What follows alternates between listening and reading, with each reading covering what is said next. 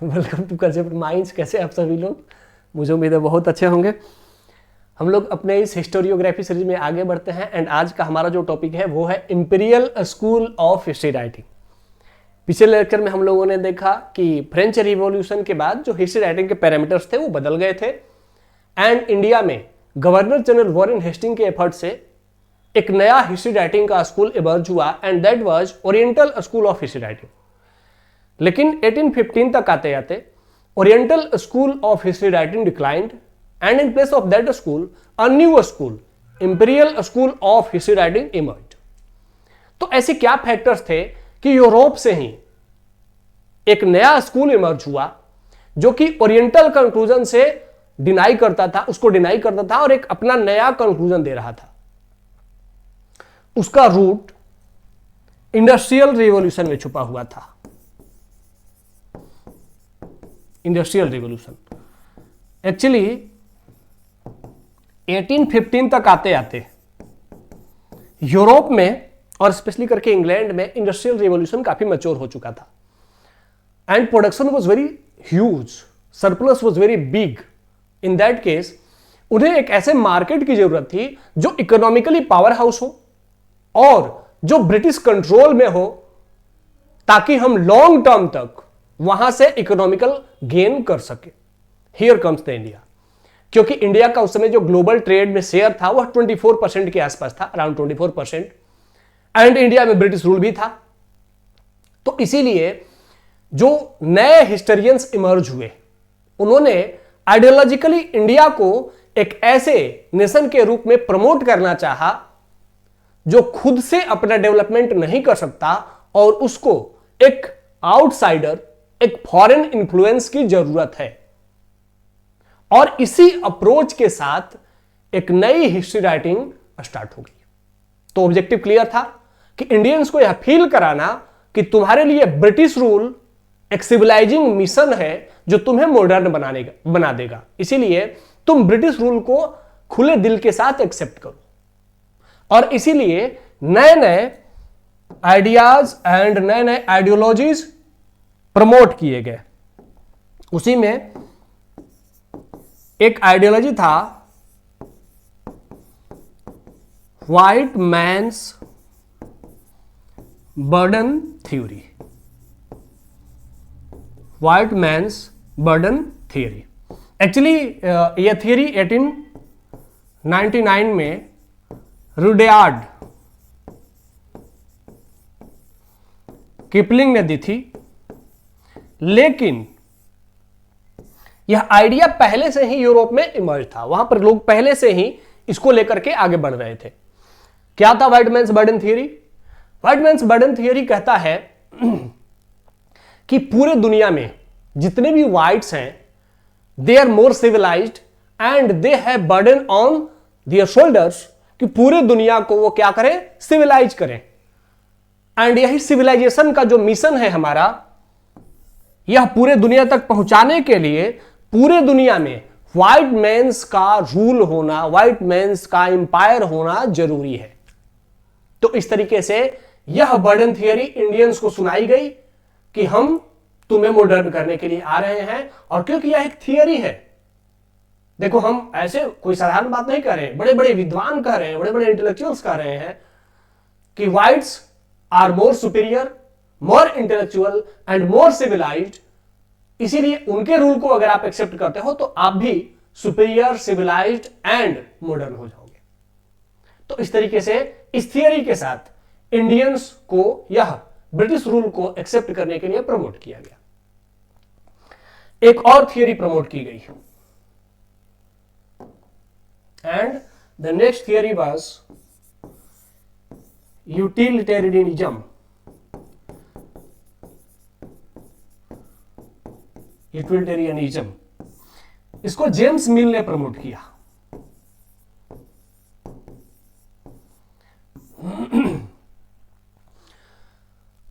Utilitarianism का जो concept है उसको जेम्स मिल ने इंपीरियल रूल के कंटेक्स्ट में प्रमोट कर दिया और कहा कि इस थियरी में कहा जाता है कि maximum maximum happiness to maximum number.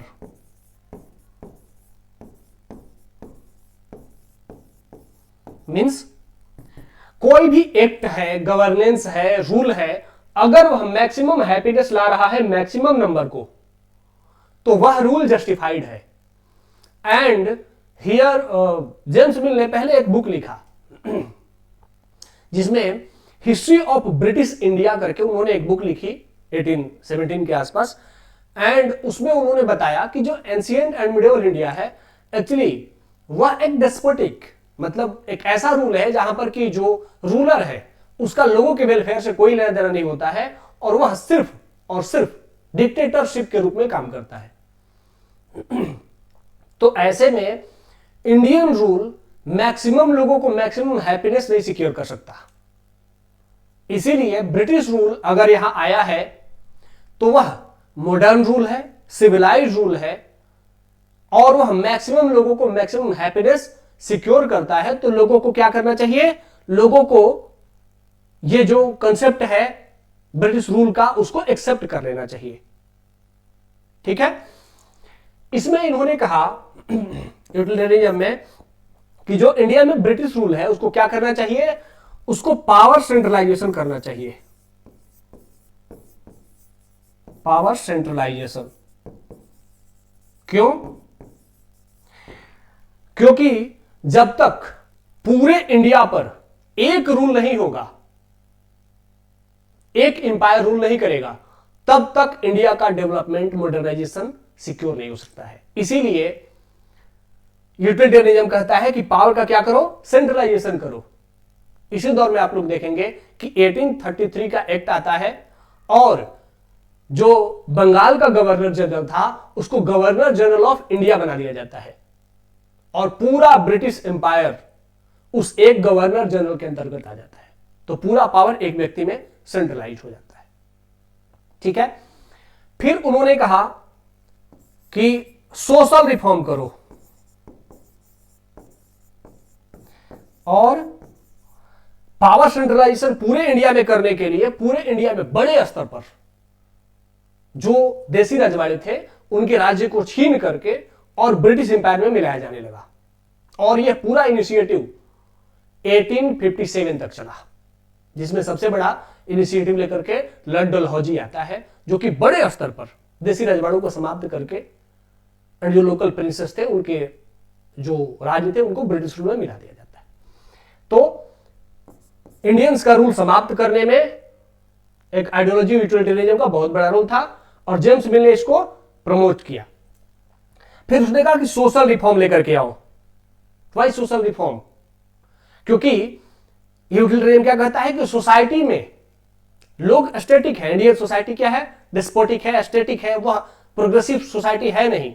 तो ऐसे में गवर्नमेंट ही इनिशिएट करके लोगों को क्या कर सकती है, लोगों को आधुनिक बना सकती है, लोगों को प्रोग्रेसिव बना सकती है। तो इसीलिए जो सोशल नॉर्म्स हैं, जो पुराने सोशल नॉर्म्स हैं, जो रेडिकल हैं, उनको समाप्त किया जाए।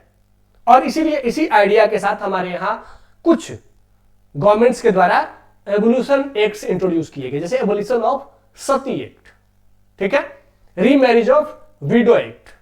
तो इस तरीके से इंडियन सोसाइटी में रिफॉर्म करने के लिए भी थोड़ी सी इनिशिएट की गई। Next come reform in education.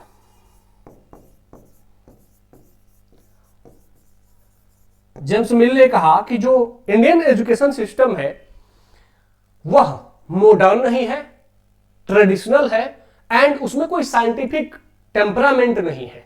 वह लोगों को साइंटिफिक अप्रोच से सोचना नहीं सिखाता है, चाहे वह संस्कृत एजुकेशन हो या फिर पर्शियन एजुकेशन हो। इसीलिए हमें क्या करने की जरूरत है, इंडिया में न्यू इंग्लिश एजुकेशन को प्रमोट करने की जरूरत है। तो इस तरीके से इंग्लिश एजुकेशन भी प्रमोट होना शुरू हो गया। एंड हालांकि ऑब्जेक्टिव कुछ भी रहा हो कि इंडियंस को कलर के रूप में यूज करना है जो भी, लेकिन शुरू हो गया। ठीक है, एंड उसके बाद उन्होंने कहा कि मैक्सिमम हैप्पीनेस सिक्योर करने के लिए क्या होना चाहिए, रूल ऑफ लॉ होना चाहिए। और यहीं से कोडिफिकेशन ऑफ लॉ का कंसेप्ट आता है। कोडिफिकेशन ऑफ लॉ, और लॉर्ड मैकाले को लेकर के एक कमेटी बनाई जाती है और उसके द्वारा फिर इंडिया में आईपीसी, सीआरपीसी जैसे लॉ को कोड किया जाता है, कोडिफाई किया जाता है। ठीक है, तो इस तरीके से यूटिलिटेरियनिज्म का कंसेप्ट ला करके एंड ये सारी चीजें की जाने लगी ताकि इंडिया में मैक्सिमम हैप्पीनेस, मैक्सिमम नंबर को सिक्योर किया जा सके, ऐसा जेम्स मिल का कहना था। लेकिन हिडन एजेंडा क्या था कि पावर सेंट्रलाइज करके और पूरे इंडिया में ब्रिटिश एम्पायर फैला दो ताकि पूरे इंडिया में इंडस्ट्रियल रेवोल्यूशन का सामान बेच सको। दूसरा, सोशल रिफॉर्म करो। सोशल रिफॉर्म करके जो इंडियंस हैं उनको फील कराओ कि तुम्हारी सोसाइटी कैसी है, वीकर सोसाइटी है, एस्थेटिक सोसाइटी है, तो हमारी सोसाइटी, हमारी सिविलाइजेशन श्रेष्ठ है, हमारे कपड़े पहनो, हमारे जैसे बोलो, हमारा रहन सहन अपना लो। तो इससे क्या होगा कि हमारे लिए एक मार्केट तैयार हो जाएगा, क्योंकि वो हमारे क्लोथ्स पहनने लगेंगे, और साथ ही अगर वो हमें अपने से सुपीरियर समझ लेंगे तो हमारे रूल को भी एक्सेप्ट कर लेंगे, तो हमारा रूल भी परमानेंट हो जाएगा। रिफॉर्म इन एजुकेशन क्यों चाहिए था?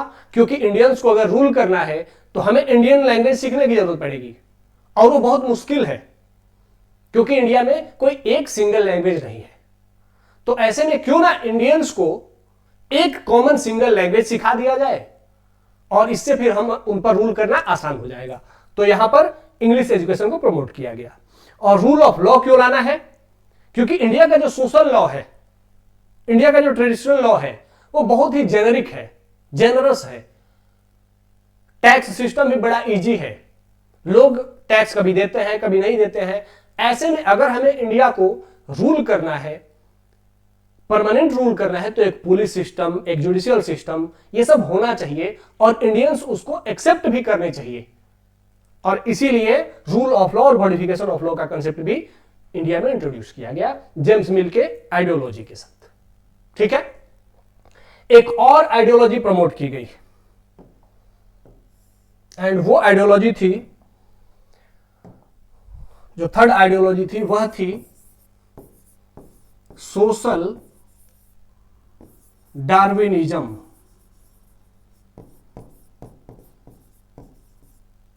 सोशल डार्विनिज्म क्या है? सोशल डार्विनिज्म क्योंकि चार्ल्स डार्विन ने एक थियरी दी थी, यह कंसेप्ट चार्ल्स डार्विन का है। आप लोगों ने भी जरूर डार्विन का कंसेप्ट पढ़ा होगा या सुना होगा। उन्होंने एक बुक लिखी थी ऑन द एवोल्यूशन ऑफ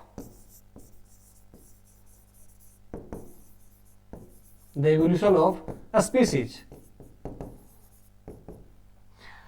और इसी बुक में उन्होंने एक कंसेप्ट प्रमोट किया था। एक्चुअली डायरेक्ट टर्म यूज नहीं किया था, लेकिन इनडायरेक्टली कंसेप्ट प्रमोट किया था, सर्वाइवल ऑफ फिटेस्ट।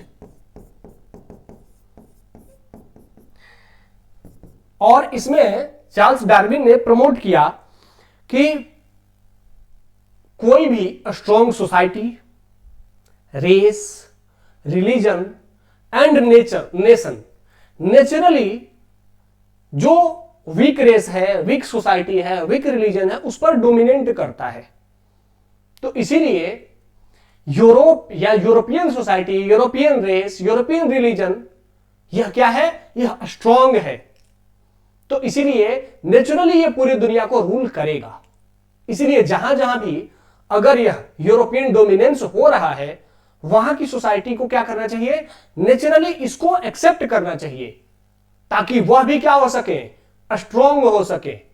नहीं तो उनका सर्वाइवल नहीं हो सकेगा, क्योंकि ये जो नेचुरल लॉ है, ये जो अर्थ है, वह सिर्फ एक ही लॉ जानती है, सर्वाइवल ऑफ फिटेस्ट। जो सबसे अधिक फिट है वही सर्वाइव करेगा, और जो फिट नहीं है वो एक्सटिंक्ट हो जाएगा। तो इसीलिए खुद को सर्वाइव कराने के लिए जो स्ट्रॉन्ग है उसको एक्सेप्ट करो, और यही नेचुरल लॉ है। तो इस तरीके से इनडायरेक्टली इन्होंने इंडियंस को और पूरी दुनिया में जहां भी यूरोपियन एम्पायर था वहां के सिटीजन्स को इनडायरेक्टली कहना शुरू किया या कहा कि आप लोग इंपीरियल रूल को एक्सेप्ट कर लो। ठीक है, हालांकि सर्वाइवल ऑफ फिटेस्ट का जो टर्म है, यह रुडयार्ड किपलिंग ने इसको प्रमोट किया था यह टर्म को, लेकिन कंसेप्ट यहीं से आया था। उसके बाद एक नेक्स्ट आइडियोलॉजी और प्रमोट की गई और वो थी Pax Britannica. Pax Britannica, Pax Britannica एक आइडियोलॉजी जो कहती है कि 1815 टू 1914 फर्स्ट वर्ल्ड वॉर के स्टार्ट होने तक, यहां तक पूरे ग्लोबल वर्ल्ड ऑर्डर में ब्रिटिश डोमिनेंस बना रहा। British dominance based peace and stability. इस आइडियोलॉजी ने कहना शुरू किया कि देखो भाई, जहां जहां ब्रिटेन का एम्पायर रूल कर रहा है या पूरे ग्लोबल ऑर्डर में ब्रिटेन सबसे अधिक रूल कर रहा है, सबसे अधिक पावरफुल है, तो इसीलिए पूरे ग्लोबल ऑर्डर में कहीं भी बड़ा वॉर नहीं हो रहा है, क्योंकि ब्रिटेन क्या कर रहा है? ब्रिटेन वॉर को, कंफ्लिक्ट को रोक रहा है। तो इसीलिए जो ब्रिटिश सुपरियरिटी है, ब्रिटिश एम्पायर है, वह पूरे दुनिया में पीस एंड स्टेबिलिटी के लिए जरूरी है। इसीलिए इसको समाप्त करने की नहीं, बल्कि इसको और ज्यादा प्रमोट करने की जरूरत है। ठीक है, तो इस तरीके से ऐसे ऐसे कंसेप्ट ला करके और इंडियंस को और पूरी दुनिया वालों को, जहां पर भी ये यूरोपियन एम्पायर था, उनको फील कराया गया कि आप यूरोपियन सॉवरेनिटी को एक्सेप्ट करो, उनके रूल को एक्सेप्ट करो और खुद को एक इंफीरियर स्पीसीज, इंफीरियर रेस के रूप में उनके अधीनस्थ बन जाओ। ठीक है, तो ये सब आइडियोलॉजीज आई जिन्होंने कि हिस्ट्री राइटिंग के ट्रेंड को बदल दिया। और इस आइडियोलॉजी के साथ जितने इंटेलेक्चुअल्स आए यूरोप में, उन्होंने ऐसी हिस्ट्री लिखनी, प्रमोट करनी शुरू की जिसमें कि पूरे ग्लोबल वर्ल्ड का इतिहास लिखा गया, इवन अफ्रीका का हिस्ट्री भी लिखा गया और बताया गया कि देखो हम जहां जहां जा रहे हैं वहां वहां peace, stability, development and modernism लेकर के आ रहे हैं और अपने रूल को बेहतर दिखाने को सेंटर में रख करके हिस्ट्री राइटिंग की अप्रोच डेवलप हो गई। तो ये जो अप्रोच था इंपीरियल स्कूल का,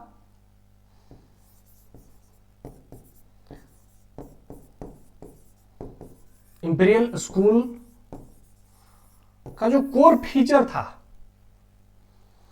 उसको कह सकते हैं कि वह कैसा था? तो वह यूरोसेंट्रिक था।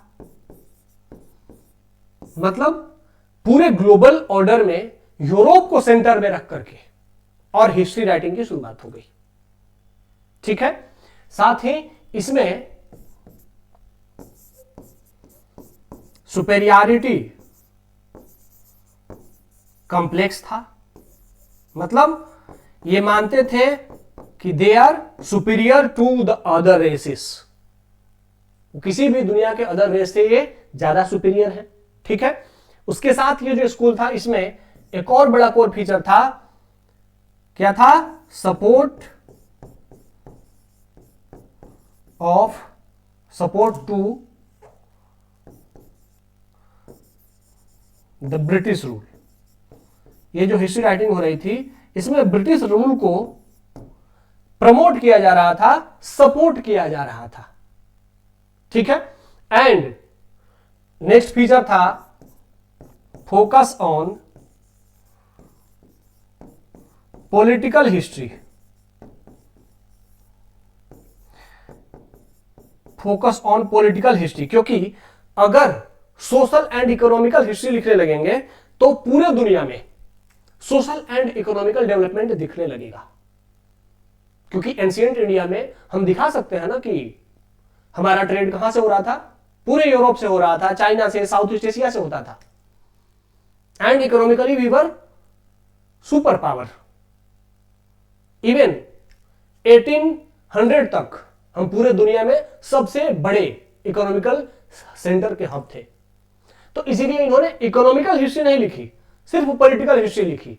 और जो इंडियन किंग्स थे उनको कैसा दिखाया?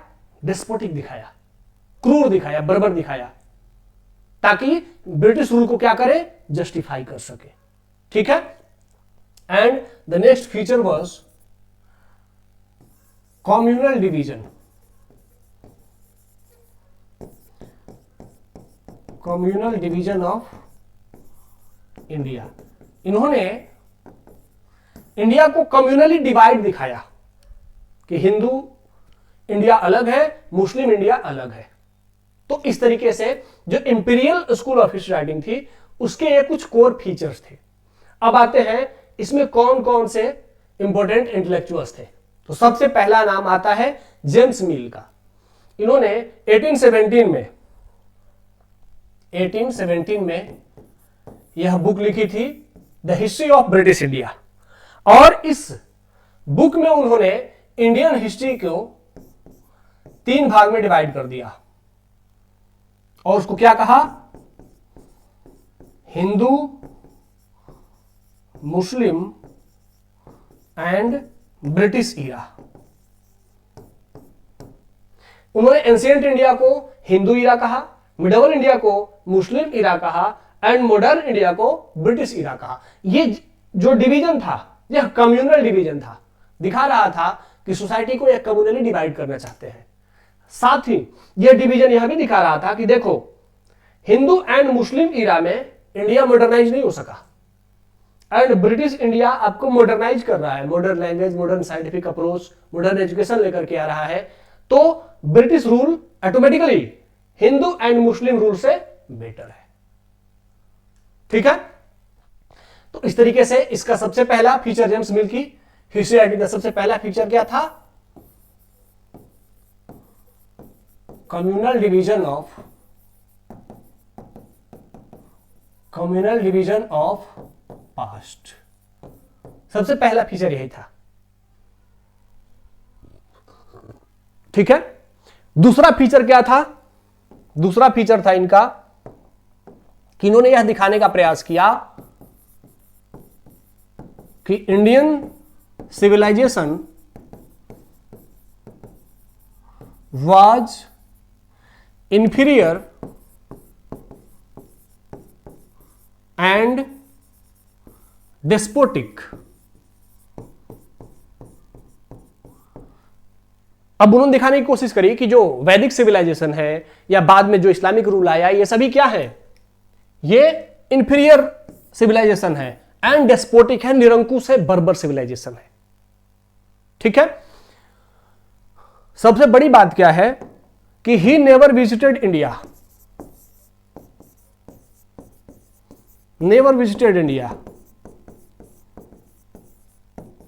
But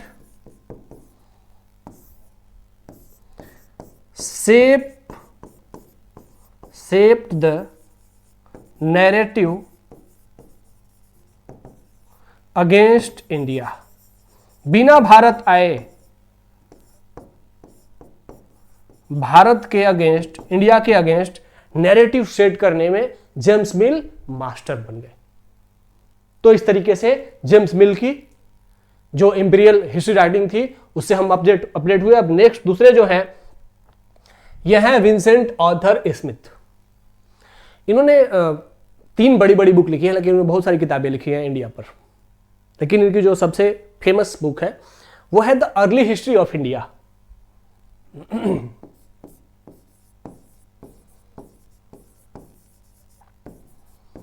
the early history of India.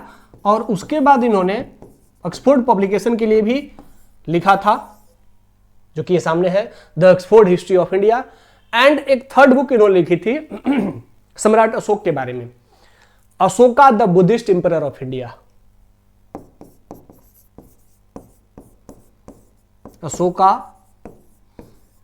The Buddhist emperor of India. अब इनके पीछे का ऑब्जेक्टिव समझिएगा। The early history of India and Ashoka the Buddhist emperor of India, ये दो बुक लिख करके इनका जो फोकस रहा है वो किस पर रहा है? वही कि ये सिर्फ और सिर्फ इंडिया का फोकस किस पर है? पॉलिटिकल हिस्ट्री ऑफ इंडिया पर इनका फोकस है। पॉलिटिकल हिस्ट्री सिर्फ लिखना चाह रहे हैं, इसीलिए जो इंडियन एम्परर है ये उन्हीं का इतिहास लिखते हैं और बताते हैं कि जैसे the great king Ashoka, Ashok के रूल को एक बहुत बड़ा अच्छे तरीके से महान बढ़ा करके दिखाते हैं और कहते हैं कि जब इंडिया एक बहुत बड़े एम्पायर के कंट्रोल में आ गया तो इंडिया बहुत तेजी से सिविलाइजेशनली स्ट्रांग हुआ, इकोनॉमिकली स्ट्रांग हुआ, सोशली अच्छा हुआ, इकोनॉमिकली अच्छा हुआ, बहुत अच्छा प्रोग्रेस कर रहा था। It was indirect justification of British rule कि सम्राट अशोक के टाइम में इंडिया बहुत तेजी से एक बहुत बड़ा वर्ल्ड पावर बना क्योंकि सम्राट अशोक ने लगभग पूरे मेनलैंड ऑफ इंडिया को रूल किया। And the next empire is British empire, जिसने कि पूरे मेनलैंड इंडिया को रूल किया है। तो जब जब इंडिया में कोई एक एम्पायर पूरे इंडिया को कंट्रोल करता है तो इंडिया डेवलप करता है। तो इसलिए ब्रिटिश रूल जब पूरे एक इंडिया को कंट्रोल कर चुका है, पूरे इंडिया को कंट्रोल कर चुका है, तो अब इंडिया फिर से डेवलप करेगा। साथ ही इन्होंने अकबर के रूल को भी एक बहुत अच्छे रूल के रूप में प्रेजेंट किया। Objective was very clear, to justify British rule in India. ठीक है, तो इस तरीके से इन्होंने यह दिखाने की कोशिश की कि इंडिया को क्या जरूरत है? स्ट्रॉन्ग इंपीरियल अथॉरिटी की जरूरत है। ठीक है, इनका जो दूसरा फोकस था कि इन्होंने भी एक बात दिखाने की कोशिश करी कि इंडियन सोसाइटी इज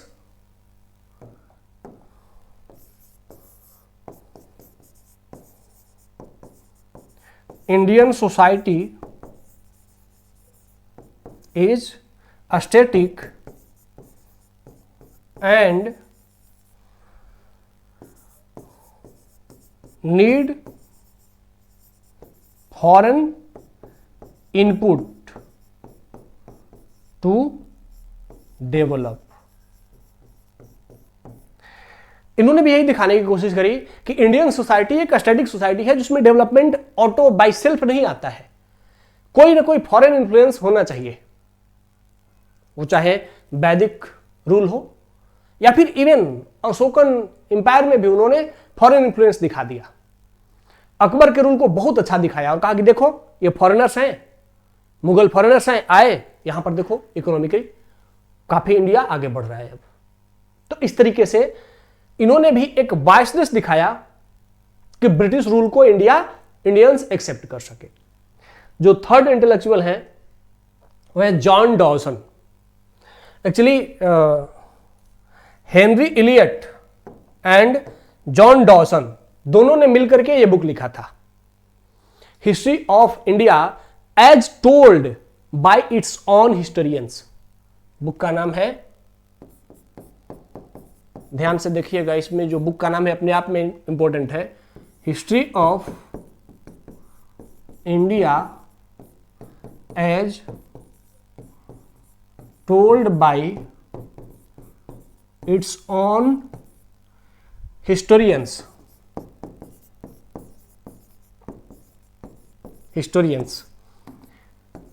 और इन्होंने कहां का इतिहास लिखा? हिस्ट्री लिखी मिडोवल इंडिया की। और जो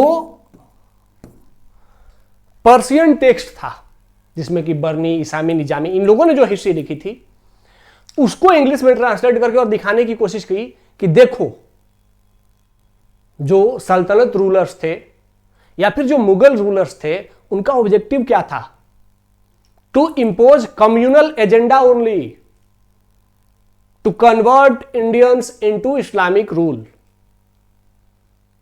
इसका मतलब है कि यहां पर कभी भी हिंदू और मुस्लिम एक साथ नहीं रह सकते जब तक कि कोई स्ट्रॉन्ग कंट्रोल उन पर नहीं हो, आपस में कभी साथ में नहीं रह सकते हैं। तो इन्होंने एक एजेंडा के रूप में क्या किया कि ही selectively translated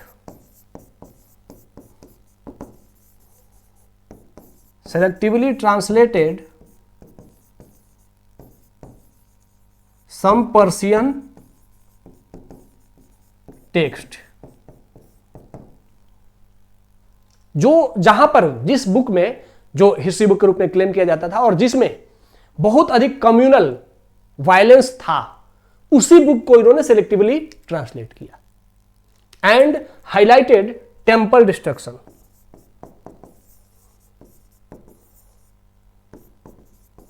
highlighted temple destruction. India में कहां कहां टेम्पल्स तोड़े गए, इनको बड़े अच्छे तरीके से हाईलाइट किया। ऑब्जेक्टिव क्या है कि ये जो मिडल इंडिया है उसको एक कम्युनल डिवाइडेड इंडिया के रूप में दिखा सके। ठीक है, तो इस तरीके से जो ये इंपीरियल हिस्टोरियंस थे, इन्होंने अपने प्रोपेगेंडा को हिस्ट्री के नाम पर आगे बढ़ाने का प्रयास किया। Here comes the Thomas Willingdon Macaulay. Macaulay actually historians नहीं थे, but he was imperial writer with imperialist mindset. इन्होंने क्या काम किया, तो आप सभी जानते हैं 1835 का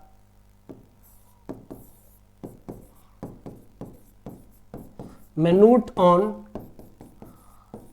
Indian education, 1835, and he was the one जिसने कि 1813 टू लेकर के, मतलब 1813 टू 1835 के बीच में एक डिबेट चला, ओरिएंटलिस्ट वर्सेस इंग्लिशिस्ट, और उस डिबेट को इसी ने जीता और इंडिया से oriental school of history writing को लगभग वाइप आउट करवा दिया। तो ही वॉज द मैन जिसने कि इंडिया में इंपीरियलिस्ट स्कूल को प्रमोट करने के लिए ओरिएंटलिस्टों को समाप्त कर दिया। और इस मिनट ऑन इंडियन एजुकेशन में ये लिखता है कि Indian knowledge system is worthless. आप लोगों ने सुना हुआ है, कहता है कि यूरोप के किसी एक लाइब्रेरी का जो एक सेल्फ है उसमें जितना नॉलेज है वह पूरे इंडियन एंड अरबियन रीजन के सारे नॉलेज सिस्टम से ज्यादा है। तो इसका माइंडसेट इससे पता चलता है। तो क्या कहा इसने कि इंग्लिश एजुकेशन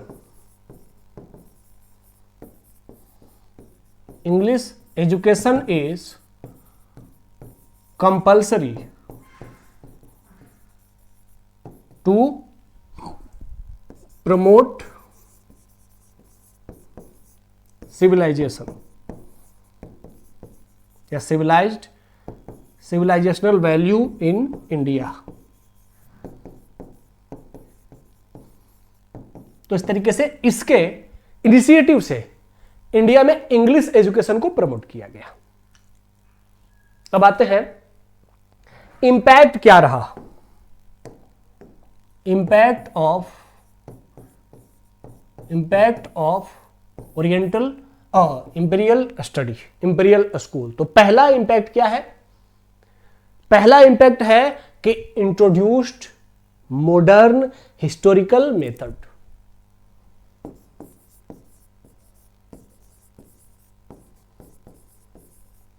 मॉडर्न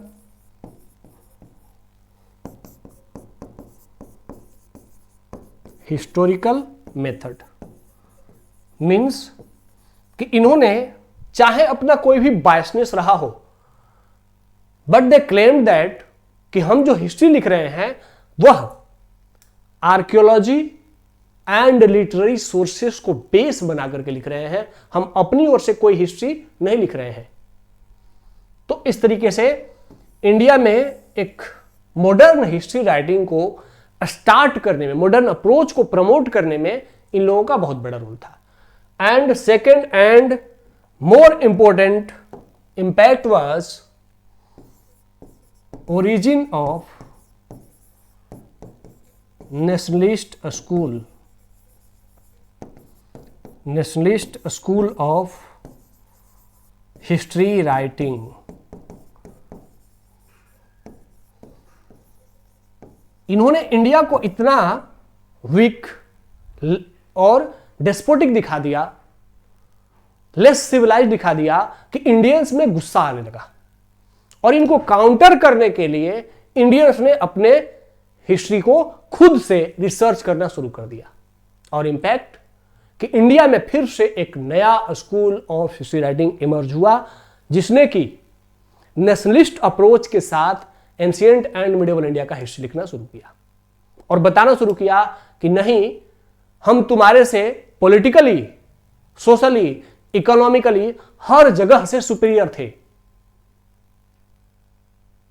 और पूरे इकोनॉमी का पावर दिखाया, सोसाइटी का पावर दिखाया कि बहुत सारे सोशल, कल्चर, सिविलाइजेशन सब एक साथ मिल करके इंडिया में रहते थे, सोशल हार्मनी थी हमारे यहां। फिर दिखाया कि पूरे वर्ल्ड का इकोनॉमिकल पावर हाउस रहे हैं हम पूरे एंशिएंट से लेकर के मॉडर्न तक। हमारे जो रूलर्स थे वो भी डेस्पोटिक नहीं थे, निरंकुश नहीं थे, वह भी सोशल वेलफेयर के लिए काम करते थे, और हम पॉलिटिकल थ्योरीज में भी बहुत आगे थे, और चाणक्य का जो अर्थशास्त्र है उसको लेकर के पूरी दुनिया को दिखाया कि पॉलिटिकल थ्योरीज भी हमारे यहां से डेवलप हुई हैं। तो इस तरीके से इंपीरियल स्कूल का एक पॉजिटिव एंड एक नेगेटिव आउटकम आया, जिसने कि ब्रिटिश रूल की जड़ें हिला दी, क्योंकि इसी स्कूल ने फाइनली इंडियंस में सेल्फ रिस्पेक्ट की भावना को प्रमोट किया और इंडियन नेशनल मूवमेंट आगे बढ़ा। ठीक है, तो इस तरीके से आज हम लोगों ने imperial school of history writing लिखी, समझी। आप लोगों को अगर लिटरली हिस्ट्री को समझना है तो इस चैनल को शेयर करिए, सब्सक्राइब करिए, और जो लेक्चर्स यहां हो रहे हैं उसको जरूर देखिए। तो आज के सेशन को यहां पर एंड करते हैं, मिलते हैं नेक्स्ट सेशन में, तब तक के लिए धन्यवाद, जय हिंद।